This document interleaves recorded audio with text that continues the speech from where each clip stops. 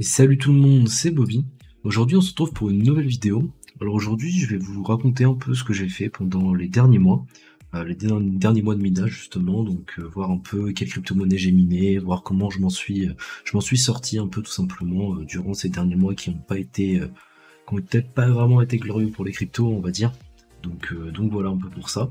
Et du coup voilà, je vous ai vous expliquer un peu, voilà, comme je l'ai dit, hein, justement un peu les différentes crypto-monnaies que j'ai pu miner et qu'est-ce que je mine actuellement et pour 2023 tout simplement. Donc on va commencer tout de suite par un petit récap en fait de la rentabilité. Donc comme vous le savez en fait après The Merge, donc la mise à jour d'Ethereum, on pouvait plus en miner justement des Ethereum, donc les mineurs ont dû passer à d'autres coins. Donc on s'est baladé un peu sur différents coins. On a le cas de l'Ergo, là on voit justement, tu vois, à partir de septembre, on passe sur l'Ergo. On a du Flux aussi, où les mineurs sont passés sur du Flux en septembre. Donc voilà, on a plusieurs cas un peu comme ça, où voilà, les mineurs ont dû changer de crypto-monnaie à miner. Et aujourd'hui, je voulais parler justement un peu de la manière dont j'essaye de gagner un peu de rentabilité, d'essayer d'extraire un peu de rentabilité de ces cartes graphiques. Je vais vous parler du coup du spec mining. Du coup, le spec mining, c'est quoi? C'est en gros, tu mines une crypto-monnaie, soit avant qu'elle ait un prix, ou quand elle n'est pas connue, en fait, un projet qui n'a pas encore de communauté vraiment derrière. Et toi, en fait, tu vas essayer de miner avant que tout le monde arrive. Donc en fait, avant que les autres mineurs s'y intéressent. Donc du coup, toi, tu vas essayer de trouver un peu des crypto-monnaies comme ça, un peu en avant-première, ou des crypto-monnaies que les gens ne connaissent pas trop. Et tu vas essayer du coup de les miner en fait avant que les mineurs, comme je t'ai dit, arrivent sur cette crypto-monnaie-là. Par exemple, en exemple, un peu, on a le Radiant, donc le RXD, qui lui, en fait, moi, je suis arrivé un peu au début en fait de celui-là. C'était vraiment sympa à miner en fait. J'ai pu me faire un peu un pack de coins euh, du Radiant tout simplement. Donc du coup ça a été un bon truc pour moi. Donc là voilà on voit le graphique de la difficulté. Donc au début il y a un peu de mineurs qui commencent à s'y intéresser, beaucoup partent. Et en fait toi t'essayes d'attendre, quand t'essayes d'attendre, de garder la faible difficulté pour pouvoir miner et faire beaucoup de coins. Donc même si les coins à l'heure actuelle ça paye pas ton électricité ou c'est pas vraiment avantageux, mais en fait tu vas essayer de garder ces coins pour plus tard en fait. On peut regarder son prix au Radiant là. Si on se met, du coup là, il est sur TXBit lui. Si on se met en un jour, on voit qu'en fait au début voilà, le Radiant il a du mal à décoller, il fait un premier pic ici, un deuxième là où il revient taper les 0,013. Mais voilà quoi, donc c'est pas vraiment la joie en fait, dans ces moments-là t'es pas vraiment rentable, peut-être ici tu payes l'électricité encore. Et en fait toi tu vas garder tes coins et attendre le bon moment pour vendre. Donc moi ce que je conseille et ce que j'ai fait personnellement sur le Radiant, c'est vendre une partie de mes coins pour essayer de payer l'électricité. Donc imaginons de miner du Radiant, ça m'a coûté 200 € ce mois-ci pour miner ça. Bah j'essaye de vendre pour 200 € de Radiant quand je peux en fait pour rentabiliser l'électricité que j'ai mis dedans, tout simplement. Et le reste en fait j'essaye soit de le garder pardon, quand c'est un projet qui m'intéresse vraiment. Donc par exemple pour le Radiant c'est ce que je fais à peu près là en ce moment. Moi j'essaye de le garder, donc je le vends pas quand il est monté, là je l'ai pas vendu par exemple. Du coup moi j'essaie de le garder un peu plus long terme, mais euh, mais voilà, après pour le spec mining, il y a beaucoup de projets où il faut vendre dès que ça monte quoi. Dès que ça monte, tu vends, tu passes à un autre projet, et voilà quoi. Faut pas trop t'attarder sur les projets en fait, parce que si tu mines pendant 2-3 mois le projet et que le projet il donne rien au final, t'auras perdu vraiment 2-3 mois de mining alors que t'auras pu miner autre chose. Donc voilà, faut essayer justement de bien choisir ces projets un peu en avant-première, les projets que tu... En fait, c'est là où tout est la difficulté, quoi. C'est que tu essaies de trouver des projets que les gens ne sont pas encore intéressés, ou que les gens commencent à peine à en parler, et toi, tu essayes de miner ces projets-là. Donc c'est beaucoup plus risqué que du minage traditionnel, comme on a pu le faire avec l'Ethereum, etc., où tu pouvais miner 1 an, 6 mois, sans te soucier de quelle crypto-monnaie t'allais miner le lendemain, quoi. Alors que là, dans le contexte actuel, c'est pas trop ça. C'est vraiment enfin, pour moi, personnellement, c'est plus du spec mining, essayer de trouver des coins à miner et de changer de coin assez souvent, tout simplement. Je voulais vous parler aussi du Nexa. Donc là, le Nexa, c'est un coin aussi que j'ai miné, je m'y suis mis il y a pas... Ouais, c'est ça, donc là, on est mi-janvier, donc je m'y suis mis mi-décembre. Mi-décembre, j'ai miné un peu de Nexa. J'ai pas miné tous les jours, hein, bien sûr, moi je reste pas comme ça un mois sur un coin, j'essaye de changer, sur le Nexa, sur les 30 jours par exemple, j'ai dû miner peut-être 15 jours de Nexa, quoi. Quelque chose comme ça. Donc moi du coup ça m'a permis de faire un bag, donc un peu comme le même système que le Radiant en fait, t'essayes de te faire un bag de cette crypto-monnaie là. Pour l'instant tu sais pas encore ce qu'elle vaut, tu sais pas combien ça peut faire, et juste en fait tu raisonnes en nombre de coins, combien de coins tu as pu te faire. Donc avec le Nexa ça monte très vite, je crois que tu fais genre 1 million de coins par jour, 2 millions de coins, enfin c'est pas du tout les mêmes échelles qu'avec l'Ethereum, etc. Mais c'est normal parce que son prix est beaucoup plus faible, comme on le voit ici. Et du coup en fait tout simplement, bah toi du coup tu te fais tes coins pendant que les mineurs sont pas en fait sur le réseau. Donc toi du coup tu fais beaucoup plus de coins vu que la difficulté est basse en fait, parce que plus la difficulté va augmenter, moins tu vas faire de coins justement. Donc justement tout le but en fait c'est d'arriver avant que les mineurs plus traditionnels arrivent en fait tout simplement. Donc voilà un peu pour le Nexa. Et là du coup voilà, donc on a vu qu'il a bien augmenté, là il a revenu un peu son niveau d'entrée. Il l'a même dépassé du coup, il a vraiment bien augmenté, donc c'est cool en fait. Moi il m'en reste encore un petit peu, mais voilà quoi, j'ai pas tout vendu, mais voilà quoi, j'ai vendu de quoi payer l'électricité pendant les semaines où je l'avais miné quoi tout simplement. Et voilà un peu pour ce cas-là. Donc voilà, je vous ai parlé un peu du Radiant, du Nexa. Il y avait aussi le Novo. Je vais regarder s'il est sur Exhibitron. Novo, tac, ouais, il y avait le Novo, c'est ça. Donc le Novo, lui, je n'en ai pas miné énormément. Donc voilà, Novo, j'y suis arrivé. Je suis arrivé un peu après le début, là, quand ça avait augmenté, c'est redescendu. Je suis arrivé par là, moi.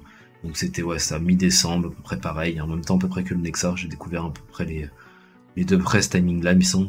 Donc voilà un peu pour le Novo. Le Novo, j'ai pas fait beaucoup de profit dessus parce que je suis pas resté longtemps dessus en fait. J'avais pas eu le temps de trop approfondir le projet en fait, tout simplement. Donc j'ai pas voulu trop me risquer là-dessus. Mais pareil, du coup, c'était aussi un bon plan de le miner, je pense, parce que là, tu vois, on voit qu'il y a un prix assez bas. Après, tout dépend de la difficulté. Donc si le prix est bas et que la difficulté est très haute, ça sera pas non plus très intéressant. Mais si tu as la difficulté qui est basse et que du coup tu vas faire beaucoup de coins, là c'est intéressant parce que du coup tu vas miner un coin que les gens n'ont pas encore miné tout simplement. Donc voilà un peu pour le Novo. Là on voit qu'il est monté un petit peu, là c'est sympa. Mais voilà un peu pour celui-là. Au niveau des autres cryptos, il y avait le Kaspa, donc ça c'est une crypto-monnaie beaucoup plus connue que celle que je viens de vous montrer tout simplement. Donc le Kaspa, lui, il est là depuis un peu plus longtemps déjà, hein. C'est vraiment une crypto qui est là depuis un peu plus longtemps. Mais moi je suis jamais rentré sur le Kaspa, enfin je suis rentré mais pas énormément, pareil, je minais que la journée dessus, donc je peux pas faire énormément de coins en peu de temps quoi. Et puis le Kaspa, voilà quoi, il a déjà prouvé des trucs, il est déjà monté assez haut quand même, on a presque atteint les 0,1, enfin les 0,01 pardon. Donc voilà, mais après je sais qu'il y a différents collègues youtubeurs et tout qui ont pu faire de l'argent avec le Kaspa, donc c'est sympa, c'est cool hein, franchement de pouvoir essayer de trouver un peu de rentabilité dans ces moments, essayer voilà d'arriver sur un coin avant que les gens le trouvent, et toi tu mines et tu t'espères que le coin va monter. Et voilà, c'est vraiment spéculatif, hein, le spec mining, hein, c'est pas du tout enfin ça peut être aussi des fondamentaux derrière. Tu peux essayer de te dire voilà, le CAS il veut faire ça plus tard, j'y crois, etc. Et je continue à miner le CAS parce que je veux participer au projet, à l'écosystème, à sécuriser la blockchain, etc. Tu vois, ça peut être aussi ce côté là, tu vois, mais c'est plus enfin, le spec mining, moi je le vois plus comme quelque chose où tu restes pas trop sur un coin, t'essayes de passer de coin en coin, de tirer une renta de projets qui sont pas trop connus, etc. quoi. Je le vois pas trop comme un truc à long terme, quoi. J'ai pas gardé du Novo ou du Nexa pendant 4 ans, 5 ans, enfin voilà, je le vois pas trop comme ça quoi. Donc voilà un peu pour ce cas-là aussi du Kaspa. Et du coup, ouais, je voulais vous montrer vite fait sur iOS. Donc là, on est sur mon rig 1. Et si je vais dans Schedules, tac, on a différentes configs en fait qu'on peut faire. C'est un peu des programmations de dire en fait à telle heure. Donc là, on voit par exemple à 16h va miner du Flux et du RTM en fait, tout simplement. Donc si je fais edit là, donc en fait tu choisis une flysheet en fait, tu dis bah voilà. Je vais choisir la flysheet avec du Flux et du RTM, et tous les jours ou tous les 2 jours, ou comme tu veux en fait, à 16h bah, tu vas miner du RTM ou du machin ou du Flux. Ça te permet un peu de paramétrer tout ça, et notamment cette option là qui est pour les gens qui ont tempo. En fait à 6h du mat, quand t'es en jour rouge, tu commences à payer beaucoup plus cher ton électricité. Donc c'est sympa d'avoir une petite commande aussi qui te permet justement d'éteindre tes rigs quand t'es en jour rouge tout simplement. Donc voilà, après tu peux les annoter, etc. Les différentes flysheets, après j'en ai plein que j'utilise pas, il y en a des anciennes. Mais voilà un peu pour ça. Je voulais vous montrer aussi des cas d'école, enfin des mauvais élèves plutôt. Le cas d'école serait plus le Radiant, ça s'est vraiment bien passé et moi j'y crois encore. Mais Mais du coup là je vais vous montrer un peu des mauvais élèves. Donc je voulais parler du labyrinthe. Bah non, du coup il est pas listé celui-là. Donc le labyrinthe en fait c'est une crypto-monnaie que j'ai minée pendant pas mal de temps. Vous voyez encore, elle est encore dans mes flysheets ici là. Tac tac tac, je l'ai vu tout à l'heure. Ouais voilà, Novo Labyrinthe, voilà, c'était à peu près à la même période que je minais le labyrinthe. Et du coup en fait cette crypto-monnaie là, du coup bah c'était un scam tout simplement. En fait on avait une annonce un peu de voilà, la crypto-monnaie va être listée sur tel exchange, un gros exchange, on n'a pas encore de nom, c'était un peu flou, un peu voilà quoi, on n'était pas trop certain du projet, on savait pas trop ce qu'il allait apporter. Et du coup moi j'en ai miné quand même parce qu'en fait voilà, dans ces moments-là t'essayes de miner ce que tu peux tout simplement. Et bah tout simplement je me suis trompé, clairement le labyrinthe en fait c'est le wallet principal il me semble qui a été hacké. Donc en fait vraiment t'avais une backdoor sur le PC en fait où t'avais le wallet. Donc après voilà, moi je sécurise les wallets en local, je les laisse pas sur mon PC comme ça en accès juste sur mon disque C tranquillement quoi. Je les mets souvent soit sur une VM ou soit sur un petit PC à part ou des trucs comme ça. Enfin en fait faut essayer d'isoler un peu les wallets comme ça qui t'es pas sûr, surtout pour le spec mining. Mais du coup moi j'ai pas été affecté, mais je sais qu'il y a des gens qui ont perdu en fait, qui ont perdu déjà tout leur labyrinthe, mais du coup le labyrinthe n'a pas de prix, donc ça c'est pas très grave en soi quoi, juste tu mines dans le vent pendant 1 ou 2 semaines. Mais il y a plein de gens qui ont perdu aussi des crypto-monnaies d'autres wallets en fait. Il y a des gens qui avaient du Nexa il me semble, du Nexa sur donc un portefeuille local aussi de Nexa, et ils se sont fait pirater justement ce wallet là aussi. Donc voilà, ils ont pris aussi l'argent qu'ils avaient sur un autre wallet. Donc ça du coup c'était un peu un gros événement un peu dans le spec mining, parce que du coup en fait tu mines une crypto et derrière la crypto a fini en scam quoi. Donc c'est vraiment dommage d'avoir des cryptos comme ça qui se barrent avec la caisse ou qui te hack tout simplement quoi. Mais c'est le Far West, c'est les cryptos, ça arrive. Juste faut garder la tête froide et continuer à essayer de trouver des bons projets, de t'investir un peu plus, de regarder. Je sais qu'il y a des gens aussi qui regardent le code des projets. Donc regardez un peu ce qu'ils ont sur GitHub, regardez comment ils construisent leur code, etc.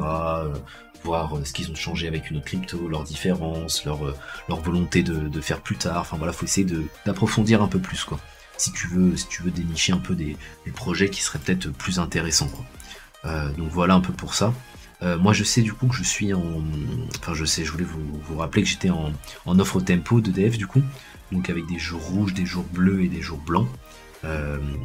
C'est très bien ça en fait, parce que ça te permet de gérer un peu plus ta consommation à l'année, etc. En fait tu vas moins, moi je mine pas du tout en fait, j'essaye de pas consommer les jours rouges et consommer à mort les jours bleus, les jours blancs. Enfin les jours blancs c'est pas trop en ce moment du coup, mais quand les rentabilités étaient assez hautes, tu pouvais même le miner le jour blanc, il n'y a pas de souci quoi.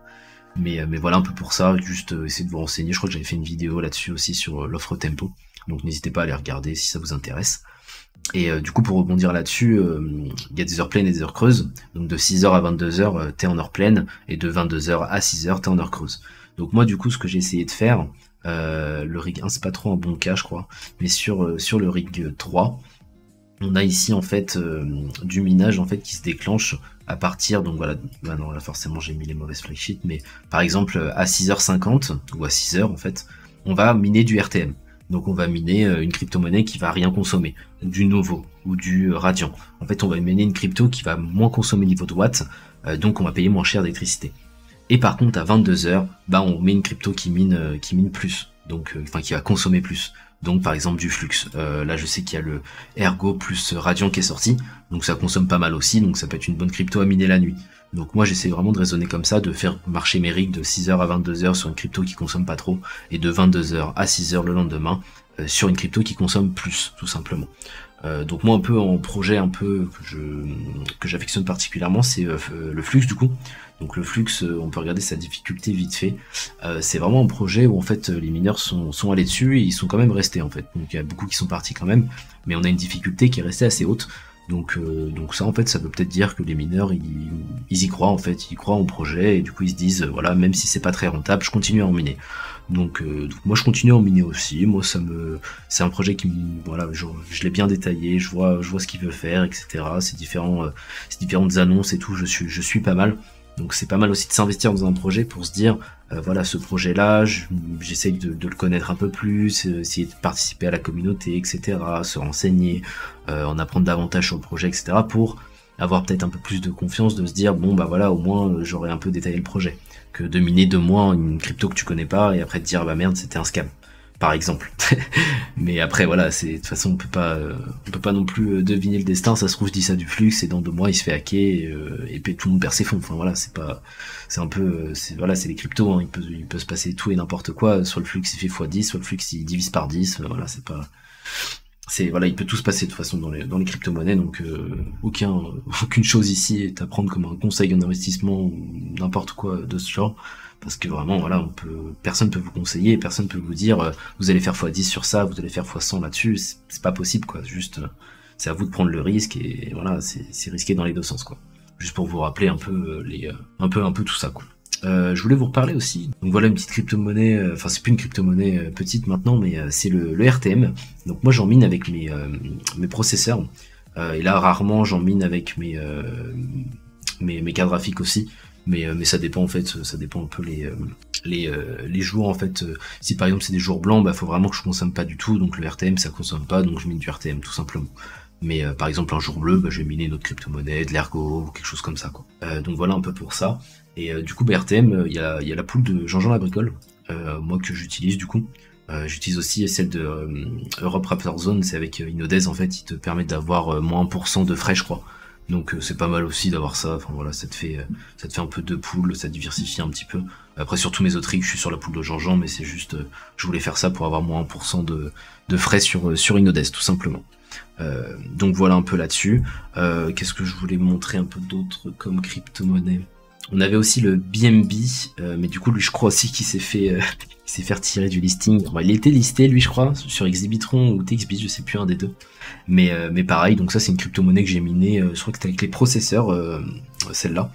Mais pareil, du coup le projet il a changé de nom, enfin il est devenu en fait, enfin voilà, c'était pas du tout un projet où fallait s'investir, je sais même plus ce qu'il est devenu, mais en fait voilà, le projet est tombé aux abysses, ils ont dû se renommer de nom en crypto, enfin bref, quand tu commences à renommer ton projet dans un truc complètement qui a rien à voir, tu changes tout du jour au lendemain, c'est qu'il y a eu un souci quoi, clairement.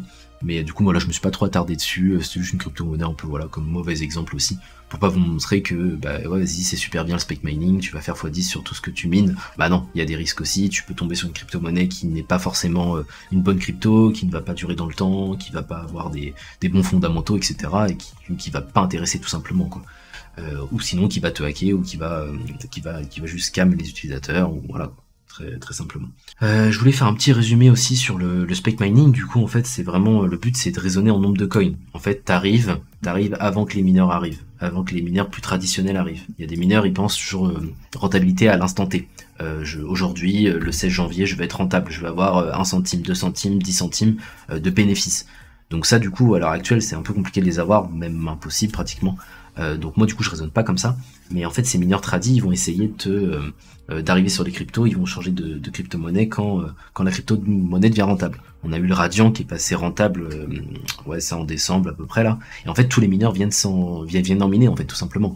Parce que si c'est rentable, les gens qui veulent en miner à l'instant T pour être rentable au jour même ou à l'heure actuelle, bah ils vont aller miner du Radiant. Et dès que c'est plus rentable, ils repartent sur une autre crypto. Voilà, tu vois, 11 décembre, tu vois, le 13, ça descend déjà, quoi, tu vois, c'est vraiment, les mecs viennent miner une journée, 2 journées grand max, ils repartent, ou sinon il reste un peu plus, mais voilà, quoi, c'est plus de la rentabilité à l'heure actuelle, au jour même, tout simplement. Donc voilà un peu, donc vraiment le but du speculative mining, c'est d'arriver avant tout le monde, d'arriver sur un projet qui est pas encore connu, où les mineurs sont pas encore intéressés, comme ça, toi tu mines, tu fais beaucoup de coins, et avec ces coins-là, tu les gardes, tu fais ton petit bag, puis t'essayes de les revendre pour payer ton électricité tout simplement, et puis essayer de dégager un petit peu de rentabilité là-dessus, mais voilà, quoi, essayer de faire un peu de profit, de dire voilà, j'ai miné 100 000 coins, maintenant le coin vaut 0,01 centime, bah voilà, j'ai fait tant d'euros, donc c'est super quoi, tout simplement. Donc voilà un peu là-dessus, voilà, c'était vraiment important pour moi de vous parler un peu du spec mining, parce que je connais pas mal de gens qui continuent à miner des crypto-monnaies, voilà, juste de la rentabilité au jour même et tout, et je trouvais ça intéressant aussi de un peu découvrir cet aspect-là du mining, justement de partir à la recherche de projets, de partir à la recherche de nouvelles crypto-monnaies à miner, et de pas rester cloisonné sur une seule et même crypto, Je trouve ça dommage en fait de juste miner une seule crypto. Après voilà, c'est chacun fait comme il veut et il n'y a pas de souci là-dessus. Mais c'est juste pour vous montrer un peu cet aspect-là, un peu du minage de crypto-monnaie. Donc voilà, c'est tout pour cette vidéo. J'espère qu'elle vous a plu tout simplement. J'ai essayé d'être le plus clair possible. Je me suis peut-être un peu dissipé un peu de temps en temps. Donc bah voilà, n'hésitez pas à poser des questions dans les commentaires si vous avez des petites remarques, des petits trucs à me faire signaler. Je me suis peut-être trompé aussi sur certaines choses. Il n'y a pas de souci là-dessus. N'hésitez pas à me faire des retours. Bonne soirée, bonne journée et on se retrouve très bientôt pour une prochaine vidéo. Salut à tous, c'était Bobby.